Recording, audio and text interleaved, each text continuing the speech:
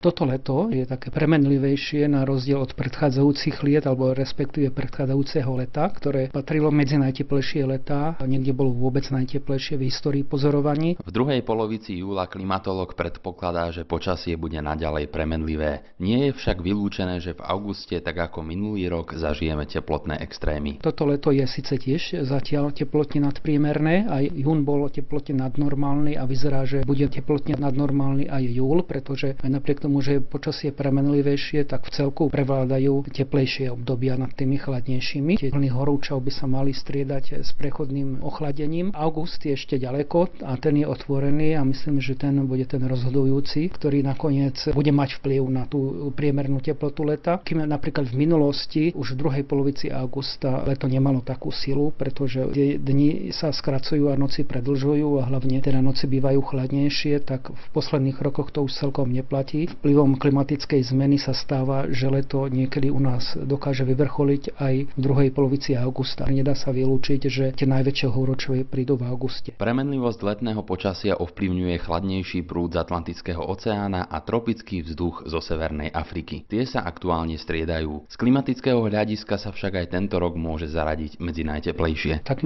všetky letá po roku 1990 boli u nás teplotne nadpriemerné. V tomto smere je vidieť, že veľmi výrazne sa mení klíma. Aj toto leto sa zaradí s najväčšou pravdepodobnosťou medzi teplotne nadpriemerné letá. Nielen dni sú tropické, ale aj niektoré noci. Tento fakt negatívne vplýva nielen na ľudí, ale napríklad aj na budovy. Ak sú tropické noci, ak teplota neklesne pod 20 stupňov Celzia, tak potom sa interiéry budov nedokážu vychladiť a pomôže už len klimatizácia. Na ideálne počasie som sa pýtal v uliciach. Najskôr však klimatológ Pavel Matejovič. Keď je okolo tých 26 stupňov, tie horúčavy sú dosť úmorné, ťažko sa sústredí, keď človek chce napríklad nejak pracovať. Jozef, aké počasie si predstavujete v lete? no také premenlivé. Lucia. Najideálnejšie počasie, keď je vonku teplo, horúco, môžeme sa opalovať, kúpať. A ideálne je možno, keď je nejakých fakt takých 35 stupňov, ale to už je pre nás veľmi veľa. Michal? Čo hovoríte na letné počasie? Aké je pre vás ideálne? Teplo. Olga, pekné teplo, no tak do tých 30. No aj to je dobre, že sa niekedy zmení, že treba troška aj, aby sme dýchali. Zdeno, podľa mňa v lete by malo byť radšej teplo. Mne by vyhovovalo tak okolo tých 25 stupňov. Jozef,